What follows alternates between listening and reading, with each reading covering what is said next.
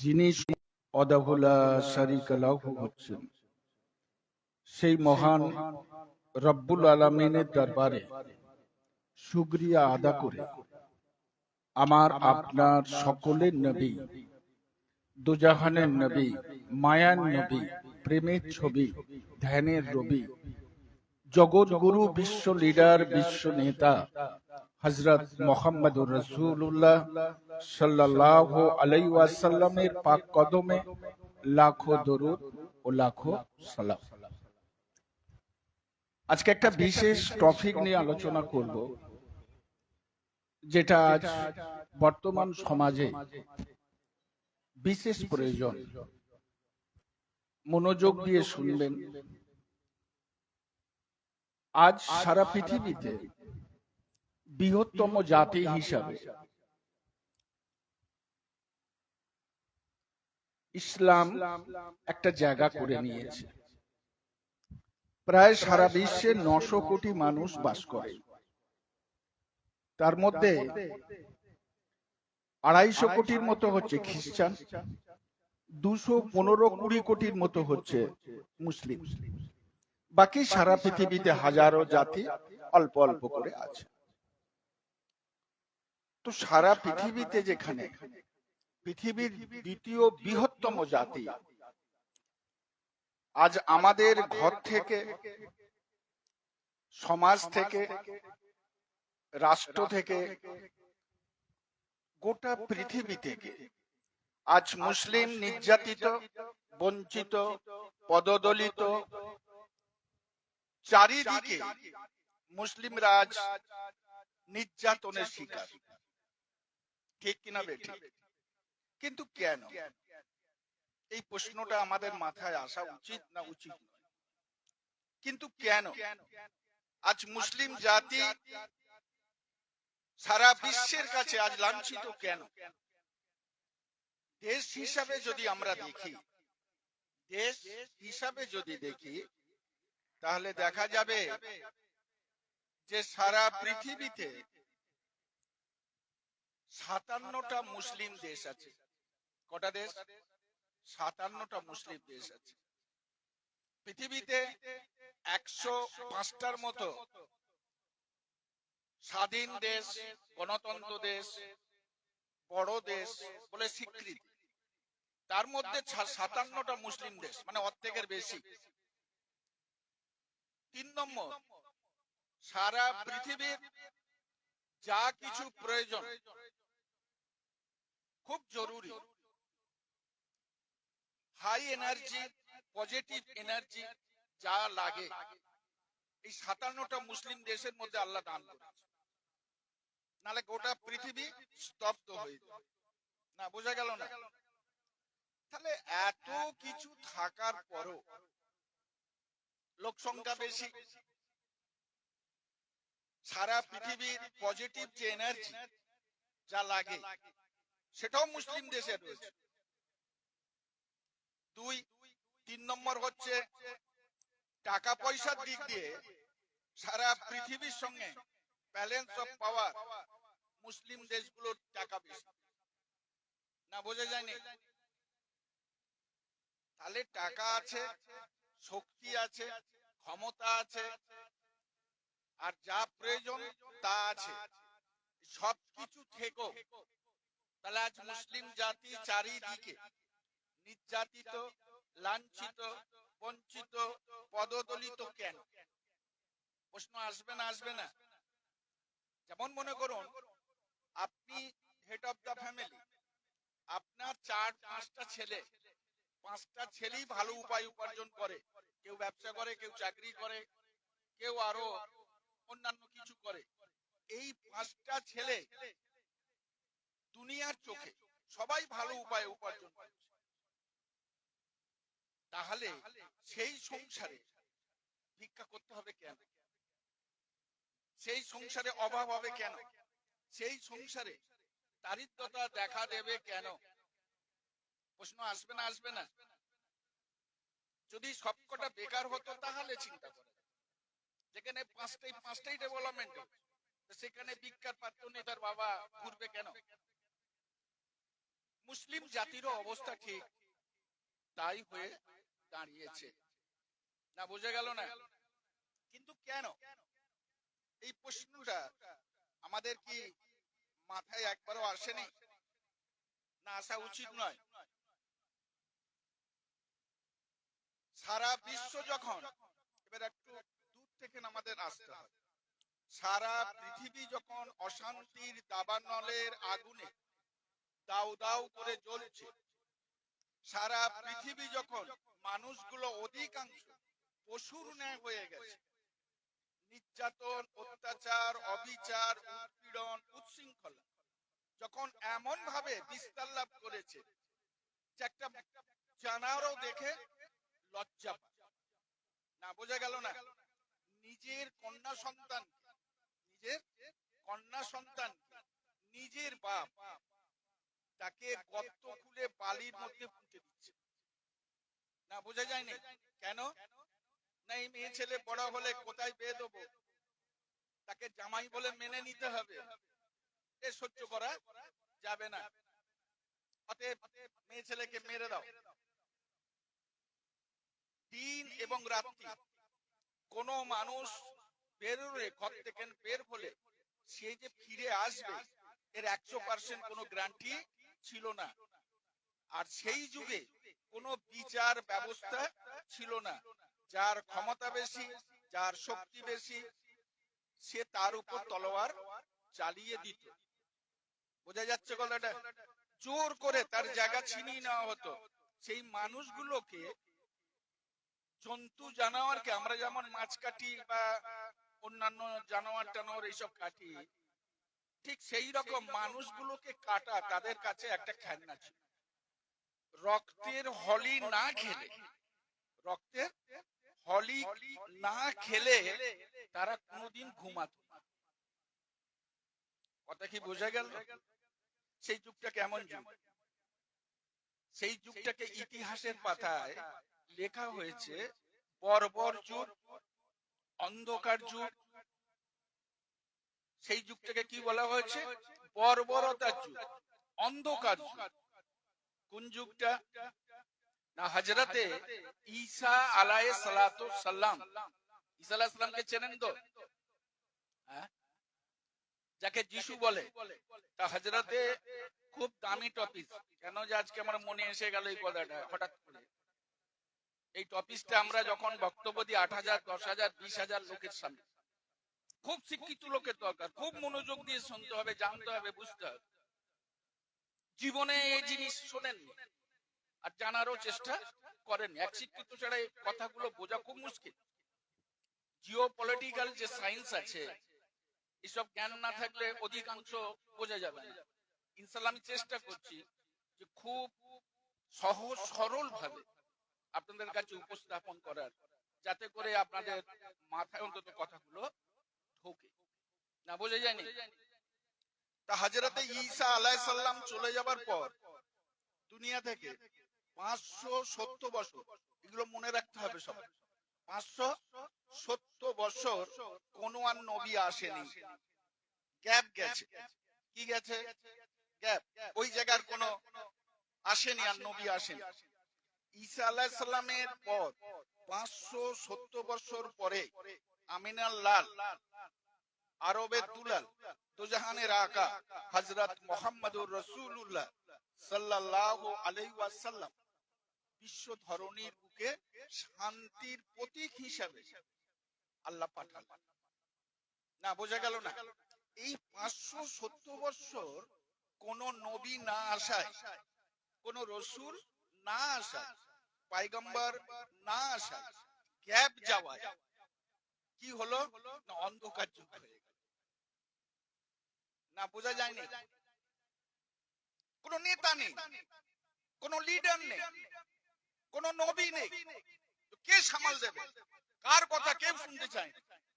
ফলে যা হবার তাই হচ্ছে। না বোঝা যায়নি? এই 570 বছর অন্ধকার যুগ, বর্বরতার যুগ শুরু হয়ে গেল। আর সেই যুগে আমার আপনার নবী দুজাহানের আকাকে আল্লাহ পাঠালেন রাহমাতুল লিল আলামিন করে, শাফিউল মুজনবিন করে, দুজাহানের আকা করে, শান্তির দূত করে, বলুন সুবহানাল্লাহ। ওই সময় আসছে যে সময় কেউ কারো কথা নিচ্ছে না, তাই তো নাকি? তিনি এসে দেখলেন যে এই অবস্থা সমাজে, খুব ছোট্ট করে বলছি, অল্প টাইমের মধ্যে পুরো কথাটা বলতে গেলে, তো উনি এই দৃশ্যগুলো দেখে চিন্তা করলেন যে মানুষকে কিভাবে পথ দেখানো যায়, এ থেকে কিভাবে এগুলোকে বন্ধ করা যায়। কিন্তু সেই যুগে তো কেউ কারো কথা শুনতে চায়। আল্লাহ রাসূল ডাক দিলেন, শান্তির আহ্বান জানালেন। এই শান্তির আহ্বান 40 বছর ওনার বয়স পর্যন্ত কয়েকজন ছাড়া আর কেউ মানল না। পুরো ইতিহাস বলতে গেলে তো কয়েক মাস কয়েক বছর কেটে যাবে। পুরো ঘটনা চ্যাপ্টারটাকে ছোট করে দিই, 40 বছর বয়স পর্যন্ত কয়েকজন ছাড়া আর কেউ মানল না। তারপর আল্লাহ পাকের দরবারে কাঁদলেন যে আল্লাহ, আপনি তো আমাকে প্রতিনিধি হিসেবে পাঠালেন, যাও পৃথিবীতে শান্তি স্থাপন কর, কিন্তু মানুষ তো নিল না, তাহলে আমাকে পাঠিয়ে লাভ কি? এ থেকে না একটা জিনিস বোঝা গেল, আপনার ক্ষমতায় কিন্তু আপনি সব কাজ করতে পারবেন না। আপনি কাজ করলেই সফলতা পাবেন এমন কোন গ্যারান্টি আছে? এখানে আল্লাহ বললেন, এই আমার হাবিব, চিন্তা করো না, আমি এই দিনের অপেক্ষা ছিলাম কবে তুমি বলবে আমাকে। ঠিক আছে, উনি একদিন শুয়ে আছেন, ওই চিন্তা করতে করতে আল্লাহ বললেন, জিবরাইল যাও আমার হাবিবকে ডাকো। কেন না? আমার হাবিবের সঙ্গে আমি মেরাজ করতে চাই। বলবেন না সুবহানাল্লাহ? হযরতে জিবরাইল আলাইহিস সালাম 70,000 ফেরেশতা নিয়ে, সংক্ষেপে বলছি, উনি এলেন। ঘরের মধ্যে ঢুকে দেখেন যে উনি কম্বল চাপা দিয়ে শুয়ে আছেন। আর আল্লাহ বলছেন, এক্ষুনি আমার হাবিবকে নিয়ে এসো। কিভাবে জাগাবো? একটা ঘুমন্ত মানুষকে তো ডাকা যায় না, আর বিশেষ করে নবী, আল্লাহর দোস্ত হাবিবুল্লাহ। তো যদি আমি ডাকি তাহলে কি হবে? এটা অন্যায় হয়ে যাবে, বেয়াদবি হয়ে যাবে। বুঝে গেল? জিবরাইল ইতস্ত পড়ে গেলেন যে কেমন করে ডাকবো, নাড়া দিয়ে তুলবো না আওয়াজ দিয়ে বলবো? আর ঘুমন্ত মানুষকে সালাম দেওয়া নিষেধ, তাহলে আমি কি করব? এমন সময় জিবরাইল আলাইহিস সালাম দেখলেন যে আল্লাহ রাসূলের ডান পায়ের বুড়ো আঙুলটা, কম্বল থেকে একটু বাইরে বেরিয়ে আছে। বুঝে গেল কথাটা? জিবরাইল আলাইহিস সালাম হযরতে মুহাম্মদুর রাসূলুল্লাহ সাল্লাল্লাহু আলাইহি ওয়াসাল্লামের ওই পায়ে বুড়ো আঙুলে চুম্বন দিলেন। বলুন সুবহানাল্লাহ। যখন এই বিসমিল্লাহ বলে চুম্বন দিলেন, আল্লাহ রাসূলের ঘুমটা ভেঙে গেল। চোখ চেয়ে দেখেন যে জিবরাইল পায়ের কাছে দাঁড়িয়ে। জিবরাইল সালাম দেন, আসসালামু আলাইকুম ইয়া রাসূলুল্লাহ, আসসালামু আলাইকুম ইয়া হাবিবাল্লাহ। উত্তর দিলেন। আল্লাহ রাসূল বললেন, জিবরাইল কি ব্যাপার, তুমি এখানে কেন আর এত রাতে? আল্লাহর হুকুম হয়েছে, আপনাকে এখনই নিয়ে যেতে। কোথায়? না আল্লাহর দিদারে। আচ্ছা, এখানে একটা প্রশ্ন কি জাগে না, আল্লাহ কি দেখতে পায়নি? দুনিয়ায় কে তার হাবিব আছে, কে ভালো আছে মন্দ আছে, আল্লাহ কি আরশে মাওলা থেকে তাকে দেখতে পায়নি? হ্যাঁ, তাহলে নিয়ে যাবার প্রশ্ন আবার কেন? যাই হোক, তো এমন সময় জিবরাইল আলাইহিস সালাম বললেন, ইয়া রাসূলুল্লাহ আপনি উঠে পড়ুন। উঠলেন, জমজমের পানি দিয়ে আল্লাহ রাসূলকে গোসল করতে বললেন। আল্লাহ রাসূল গোসল হয়ে গেল। জান্নাত থেকে যে সুগন্ধি দ্রব্য আনা হয়েছে সেন্ট যেগুলোকে আমরা বলি আতর, সেই আতর গুলো লাগানো হলো, আর জান্নাতি একটা পোশাক আনা হয়েছিল, সেই পোশাকটাকে পরিয়ে দেওয়া। পরিয়ে দেবার পরে বললেন যে এবার আপনাকে যেতে হবে, বাইরে 70,000 ফেরেশতা অপেক্ষা করছে, আপনাকে মারহাবা দিয়ে নিয়ে যাবে। আল্লাহ রাসূল কি করলেন, বলল আমি যাব, কিন্তু কিভাবে যাব? যাওয়ার তো একটা কোনো গাড়ি দরকার, তা যাবো কিভাবে? বললেন চিন্তা করবেন না, আল্লাহ আপনার জন্য অনেক আগে থেকে নেই বোরাক তৈরি করে রেখে দিয়েছে। এই বোরাক, তুমি এসো। বোরাক এলেন, আসসালামু আলাইকুম ইয়া রাসূলুল্লাহ, হাবিব আল্লাহ। ওয়া আলাইকুম আসসালাম। বোরাক বললেন, ইয়া রাসূলুল্লাহ, তৈরি থেকে এখন পর্যন্ত কেউ আমার উপর চাপেনি, শুধুমাত্র আপনার জন্যই আমাকে আল্লাহ তৈরি করেছেন, আর আপনাকে আমি নিয়ে যাব, আমার জীবনটা ধন্য হয়ে যাবে। তো ইয়া রাসূলুল্লাহ, যাবার আগে আমার একটা শর্ত আছে, যদি আপনি একবার শোনেন খুব ভালো হয়। বেয়াদবি মাফ করবেন। আল্লাহ রাসূল বলো, কি তোমার শর্ত? বলছে এটা খুশির খবর নয়, আপনি আল্লাহর সঙ্গে দিদারে যাচ্ছেন, আজকে আশিক মাসুকের মিলন, হ্যাঁ, নবীর সঙ্গে আল্লাহর দিদার হবে, আজকে তো খুশির দিন। তো খুশির দিনে আমি কিছু চাই আপনার কাছে। খুশির দিনে কেউ কোনদিন কোন ভিখারিকে ফেরত দেয়নি, তা আমি সেই ভিক্ষা চাইছি আপনার কাছে, আপনি কি আমাকে দেবেন? আল্লাহ রাসূল বল, কি চাও? বলেন, ইয়া রাসূলুল্লাহ, আমার কাজ শুধু আপনাকে নিয়ে যাওয়া, নিয়ে আসা, এরপর আমার জীবনটা শেষ, আর আমার দরকার নেই, আল্লাহ আমাকে মিটিয়ে দেবেন। আপনার কাছে এই দোয়া চাই, আমি আল্লাহর কাছে দোয়া করব, আমি যেন জান্নাত আর জাহান্নাম যাওয়ার পর, যারা যাবে সব বিচার শেষ হয়ে যাবার পরে, যেন আল্লাহ আমার এই আয়ুটাকে আমার চেয়ে নেন। আল্লাহ রাসূল বললেন, ওরা তুমি এটা চাইছো কেন? এত আয়ু নিয়ে কি করবে? ইয়া রাসূলুল্লাহ, যখন ফুলসিরাত আপনার উম্মতেরা পার হবে না, তখন আপনি তো থাকবেন, আমি যদি একটু সাহায্য করতে পারি আপনার উম্মতকে, আমার জীবনটা আমার ধন্য হয়ে যাবে। বলুন সুবহানাল্লাহ। আল্লাহ রাসূল বললেন, বুরাক, তুমি যখন আমার উম্মতকে এতই ভালোবেসে ফেলেছো, আমি তোমাকেও ভালোবেসে ফেলেছি। আল্লাহ আজকে খুশির দিনে তোমার কাছে হাত তুলছি, বুরাককে তুমি হায়াত দারাজ করে দাও, আর কাল ওই হাসরের ময়দানে ফুলসিরাতে এ যেটা চায় আল্লাহকে করার তৌফিক দান করো, আল্লাহ কবুল করে নেন। যাই হোক, তো আল্লাহ রাসূল কি করলেন, মেরাজে চলে গেলেন, মেরাজ থেকে ফিরে এলেন, আমি ওর কথায় যাচ্ছি না।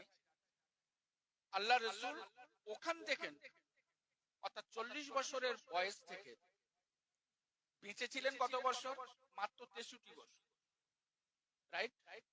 এই 63টা বছর বয়সে তাহলে হাতে কত সময় ছিল? 40 পর্যন্ত তো হয়নি, 40-এর পর সব মুরিদ হয়েছে ওনার হাতে, তাহলে মাত্র 23 বছর। এই 23টা বছরে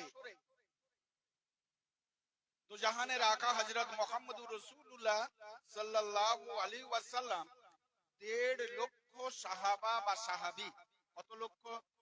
1.5 লক্ষ সাহাবা বা সাহাবীকে কালেমা পড়িয়ে দিয়েছেন, লা ইলাহা ইল্লাল্লাহু মুহাম্মাদুর রাসূলুল্লাহ সাল্লাল্লাহু আলাইহি ওয়াসাল্লাম।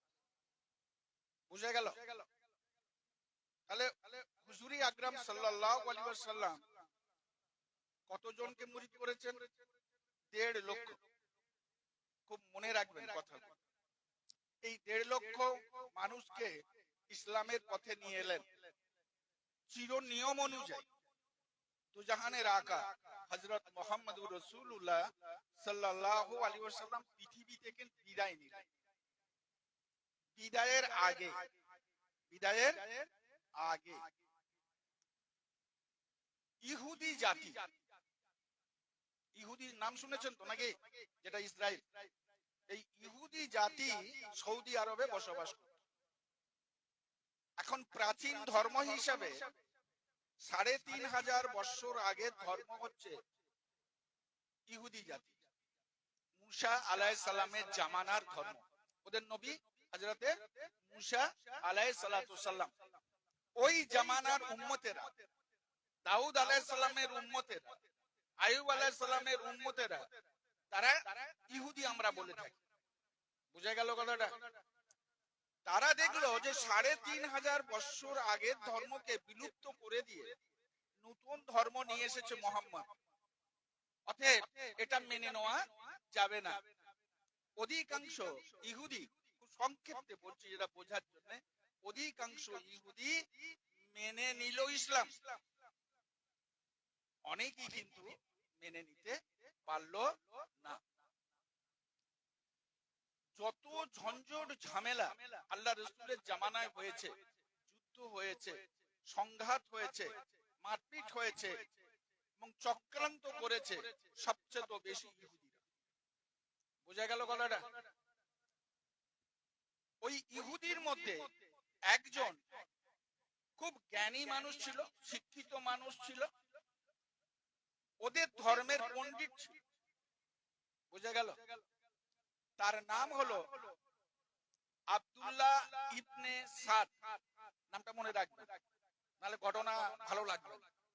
আব্দুল্লাহ ইবনে সাদ, সেই ইহুদি আল্লাহ রাসূলের কাছে এসে বললেন, ইয়া রাসূলুল্লাহ, আমার পৈতৃক ধর্ম ত্যাগ করে আমি মুসলমান হতে চাই, আমাকে ইসলাম ধর্মে কালেমা পড়িয়ে। বুঝে গেল? তো কলেমা পড়ে নিলেন, মুসলমান হয়ে গেল। তাহলে আর ইহুদি রইল কি?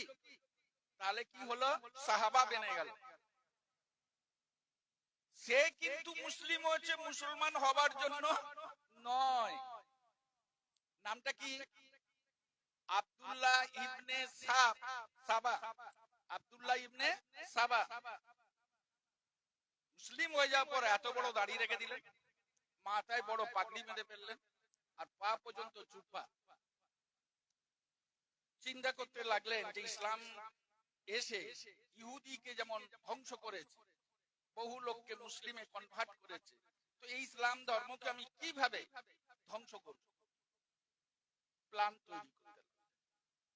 তৈরি করতে গিয়ে দেখলেন যে দয়ার নবী দুজাহানের আকা হযরত মুহাম্মদুর রাসূলুল্লাহ সাল্লাল্লাহু আলাইহি ওয়াসাল্লামের জীবিত অবস্থায় এটা করা সম্ভব নয়। কারণ এনার কাছে গেলি আয়নায় ধরা পড়ে যায় কি দাগ আছে আর নেই, না বোঝা যায় না, একটু অপেক্ষা করতে হবে। আল্লাহ রাসূল চলে গেলেন। প্রথম খলিফা হলেন কে? প্রথম খলিফাকে হযরতে আবু বকর সিদ্দিক রাদিয়াল্লাহু তাআলা আনহু প্রথম খলিফা। এই প্রথম খলিফা যখন হয়ে গেলেন, আব্দুল্লাহ ইবনে সাবা এর কাজ এবার শুরু করতে লাগলেন। না বোঝা গেল না? তিনি মদিনার মধ্যে থেকে বিভিন্ন লোককে ডেকে বললেন যে আল্লাহ রাসূল এই কথা বলেছিলেন আর আবু বকর এই কাজ করছে, এটা কি ঠিক? এটা কি ঠিক? কিছু কিছু লোক বললেন, সাধারণ মানুষ তো, সাধারণ মুসলিম বললেন তাই তো, কথা তো একদম তো অযুক্তি নয়। কিছু কিছু লোক ঠিক করতে লাগলেন। হযরতে আবু বকর সিদ্দিক রাদিয়াল্লাহু তাআলা আনহুর কানে খবরটা গেল। একদিন আব্দুল্লাহ ইবনে সাদকে ডাকলেন, হ্যাঁ আব্দুল্লাহ এখানে এসো। আব্দুল্লাহ ইবনে সাবা এসে বললেন, বলুন। বলল, আপনি যেটুকু বলবেন আল্লাহ রাসূলের হাদিসের এতটুকু বাড়িয়ে এক যারা বলবেন না, কমিও এক যারা বলবেন না, এর জন্য আল্লাহর কাছে আপনি গ্রেফতার হয়ে যাবেন। আমি শুনেছি আপনি বিভিন্ন মানুষের কাছে অপপ্রচার চালাচ্ছেন, এটা ইসলামের কোনো উপকারে আসেনি, বরং ইসলাম ধ্বংস হবে। আপনাকে সাবধান করে দিচ্ছি, এবং মদিনা দেখেন আপনাকে বহিষ্কার করা হবে। বহিষ্কার মানে বোঝেন তো? আপনি বেরিয়ে যান এখান থেকে। আপনার মতন লোক থাকলে গন্ডগোল দেখালে। উনি বেরিয়ে গেলেন, যে মক্কায় চলে গেলেন। বোঝা গেল কথাটা? কোথায় গেলেন? নাম কি? আব্দুল্লাহ ইবনে সাবা। বুঝে গেল? পাক্কা ইহুদি। এইবার ওখানে যখন খবর পেল যে আবু বকর সিদ্দিক রাদিয়াল্লাহু তাআলা আনহু ইন্তেকাল হয়ে গেছে, দ্বিতীয় খলিফা হয়ে গেছে হযরতে ওমর ফারুক রাদিয়াল্লাহু তাআলা আনহু, না বোঝা যায়নি? তখন আব্দুল্লাহ ইবনে সাবা ওখান থেকে উনি চলে এলেন। কোত্থেকে?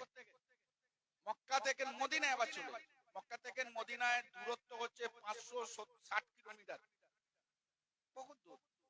ওখানে আবার চলে এলেন। ওখানে এসে উনি গ্রুপ তৈরি করতে লাগলেন, মানুষের মধ্যে বোঝাতে লাগলেন আবু বকর সিদ্দিক রাদিয়াল্লাহু তাআলা আনহু যে কাজগুলো করেছে, ওমর ফারুক তার বিপরীত কাজ। বোঝা যাচ্ছে গলাটা? এর আগে আরেকটা কথা বলি,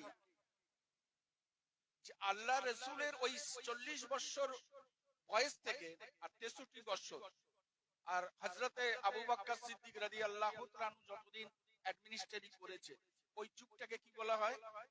স্বর্ণময় যুগ। স্বর্ণময় যুগ। আগে ছিল কি? অন্ধকার যুগ। ওই কবছরে ওই অমানুষগুলোকে মানুষে পরিণত করেছিলেন, সোনার মানুষে বাঁধিয়ে তৈরি করেছিলেন, ফেরেশতাদের চেয়ে দামি মানুষ তৈরি করে দিয়েছিলেন। কে? আমার আপনার আকা হযরত মুহাম্মদুর রাসূলুল্লাহ সাল্লাল্লাহু আলাইহি ওয়াসাল্লাম তৈরি করে দিয়েছিলেন, যে মানুষগুলোকে দেখে সারা বিশ্বের জ্ঞানী গুণী মানুষ কালেমা পড়ে দিয়েছে, লা ইলাহা ইল্লাল্লাহু মুহাম্মাদুর রাসূলুল্লাহ সাল্লাল্লাহু আলাইহি ওয়াসাল্লাম। আর আমাদের দেখে লোক সরে যাবে, হ্যাঁ? তাদের দেখে, চাল চলন দেখে মানুষ স্বইচ্ছায় এসে কালেমা পড়ে নিয়েছে। আর আমাকে আপনাকে দেখে, আমরা এমন মুসলমান যে আমাদের দেখে মানুষ সরে চলে যাবে। কথা ঠিক না বেঠিক? হযরতে ওমর ফারুক রাদিয়াল্লাহু তাআলা আনহু দ্বিতীয় খলিফা হয়ে গেলেন। আব্দুল্লাহ ইবনে সাব এখানে এসে অপপ্রচার চালাতে লাগলেন। ওমর ফারুকের কানে খবরটা গেল। খবরটা যাওয়ার পর আব্দুল্লাহ ইবনে সাদকে ডেকে বললেন, দেখো আমি দেখেছি হযরতে আবু বকর সিদ্দিক রাদিয়াল্লাহু তাআলা আনহুর জামানায় আপনি তখনও বিশৃঙ্খলা করেছেন, আর আজকেও বিশৃঙ্খলা করছেন। আপনি ইসলামের যে একতা, ইসলামের যে একতা, সেই একতাটাকে আপনি নষ্ট করছেন। এতে কি হবে? Divided and rule policy. এক ইসলাম টুকরো টুকরো হয়ে যাবে। তাহলে নিজেদের মধ্যে কি হবে? মারপিট হবে, ঝগড়া হবে, অশান্তি হবে, মতভেদ হবে। এটা কিন্তু ভালো নয়। হয় আপনি সাবধান করে দিচ্ছি, হয় আপনি সাবধান হয়ে যান, আর নচেত মদিনা থেকে আপনি বেরিয়ে যান। বোঝা গেল? সময় তো আর নেই, আজকে টাইম শেষ। এর পরবর্তী আমার মনে না থাকলো আপনারা বলবেন, এর পরবর্তী যে অধ্যায়, এর পরবর্তী যে অবস্থান, সেটা কিন্তু আলোচনা করা হবে পরবর্তী জুম্মায়, আল্লাহ যদি আমাকে হায়াতে রাখেন। ঠিক আছে? তাহলে এখানে আমরা কি পেলাম? এখানে এই পেলাম যে ইসলামের একতা যখনই আল্লাহ রাসূল এনেছিলেন, ইসলামের একতা যখন আল্লাহ রাসূল এনেছিলেন, ইসলামের রুজুকে যখন সবাই আঁকড়ে ধরেছিল, সেই যুগটা স্বর্ণময় যুগ হয়ে গেছিল। আর ইসলামের একতা যেদিন থেকে নষ্ট হতে শুরু করেছে, সেই দিন থেকে ইসলাম টুকরো টুকরো হতে হতে ৭৩টা ফিরকায় আজকে দাঁড়িয়ে গেছে। না বোঝা যায়নি? বুঝতে পারছেন কথাটা? তাহলে আমরা এখানে যারা বসে আছি, আমরা আব্দুল্লাহ ইবনে সাদ নই তো? আব্দুল্লাহ ইবনে সাদ তো কবেই মারা গেছে।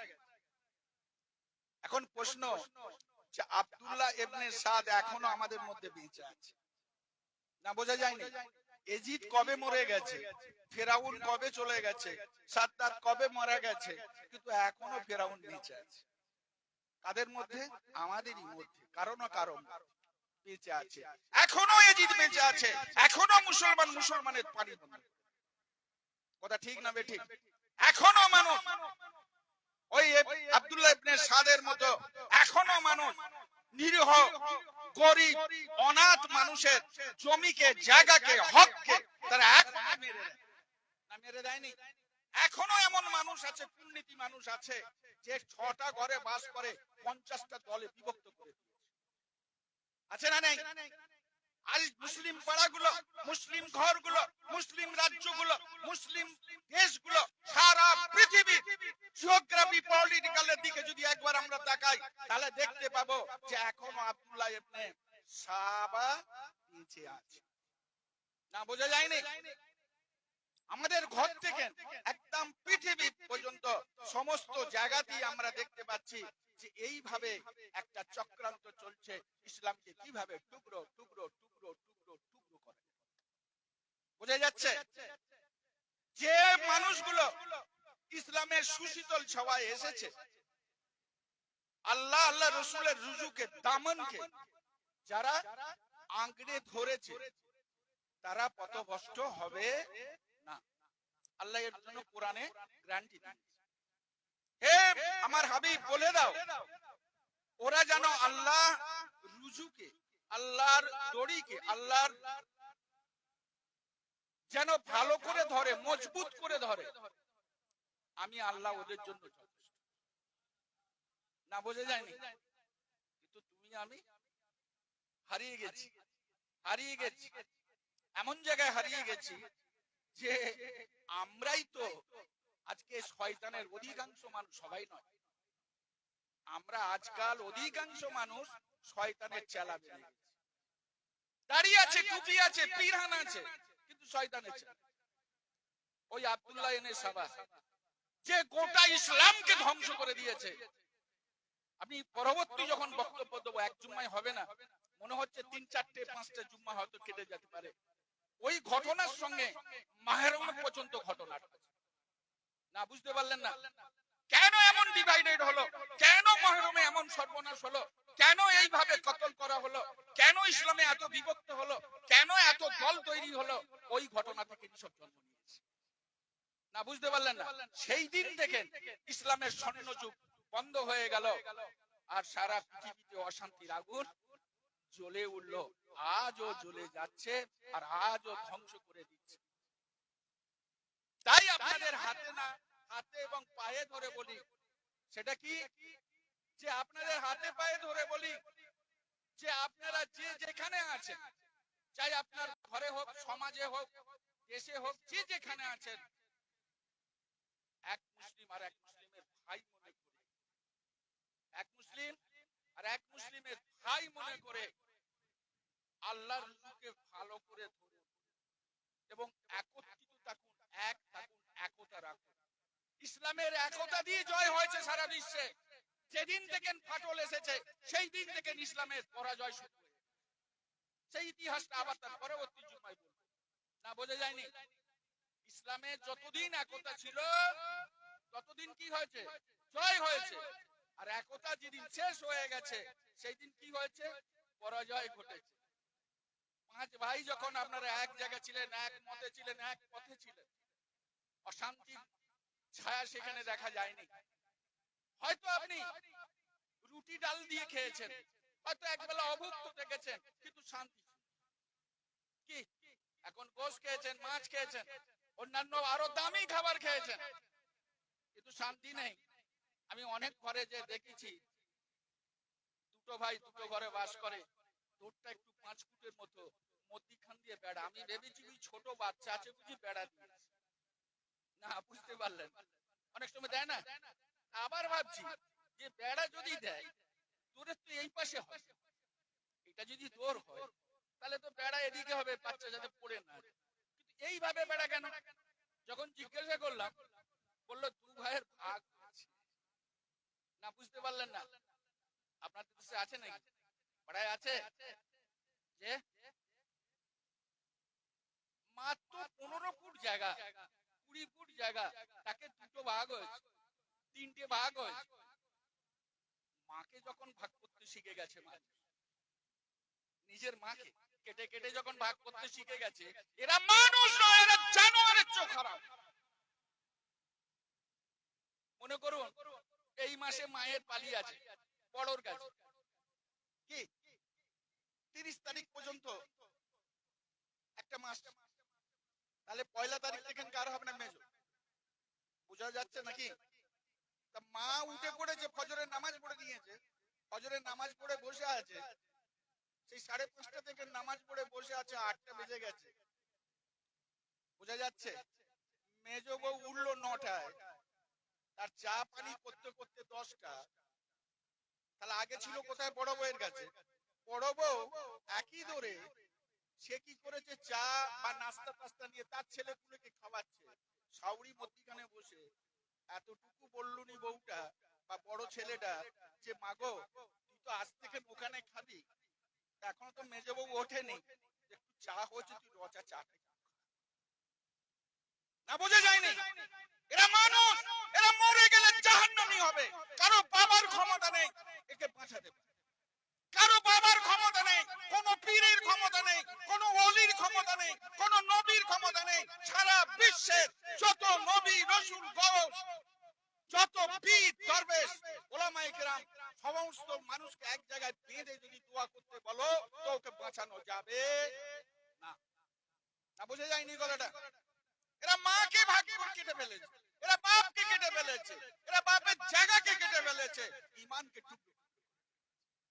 হ্যাঁ, বড় ভাই মেজো ভাইকে শাস্তি দেবার জন্য আজকে টিএমসি, কালকে বিজেপি, কালকে সিপিএম, কালকে ফরওয়ার্ড ব্লক, খালি পার্টি পাল্টাচ্ছে। পার্টি পাল্টায়নি, ও তো শাস্তি দেবার জন্য। হ্যাঁ, একটা রুজু দেখেন টুকরো টুকরো টুকরো হয়ে গেছে, আর এই টুকরো টুকরো হয়ে যাওয়ার জন্য আর সারা বিশ্বে ইসলামের এই বোঝা গেল গলাটা? এতে কেন ফিরে আসা উচিত না এই রাস্তায় হাঁটা উচিত? কি গো বলো না? এই রাস্তায় ফিরে আসা উচিত না ওই অবস্থায় চলা উচিত? আব্দুল্লাহ ইবনে সাবার মতন কি আমরা হব? কিন্তু হয়ে গেছে। কি বাপ, আজকে মসজিদে গন্ডগোল, আজকে মিলাদে গন্ডগোল, আজকে জলসায় গন্ডগোল, তাবারক নিয়ে গন্ডগোল, ভাই ভাই গন্ডগোল, মা বাপকে নিয়ে গন্ডগোল, ভাই ভাইকে নিয়ে গন্ডগোল, জায়গায় একটা এইটুকু জায়গা নিয়ে সেটাও গন্ডগোল। এমন একটা অবস্থা এসে গেছে কেউ কারো আর মুখ দেখতে চায় না। না বোঝা যায়নি? এই যদি অবস্থা হয়, আমরা মুসলমান বলে দাবি করা যাবে? যাবে? হ্যাঁ, গাড়ি হয়তো আল্লাহ আমাদের করিয়েছে, আগে সব কাঁচা বাড়ি ছিল, এখন সব পাকা বাড়ি হয়ে গেছে। ঈমান কিন্তু এমন অবস্থায় এসে গেছে, ঈমান কাঁচাই হয়ে গেছে। তখনকার মানুষ মাটির বাড়ি হয়তো বাস করত, কিন্তু ঈমান ছিল তাদের পাকা। আর এখন পাকা বাড়িতে মানুষ বাস করছে, ঈমান হয়ে গেছে কাঁচা। আল্লাহ আমাকে আপনাকে সারা বিশ্বের মানুষকে আল্লাহ আল্লাহ রসুলের দেখানো যে পথ ও মত, ওই মতে পথে যেন চলার তৌফিক দেন। আর আল্লাহ যে কোরআন শরীফে বলেছেন তোমরা একতার সঙ্গে থাকো, আমি আল্লাহ তোমাদের জন্য যথেষ্ট। আল্লাহ যেন আমাদের ওই পথে চলার জন্য সকলকে তৌফিক দেন। পরবর্তী কথা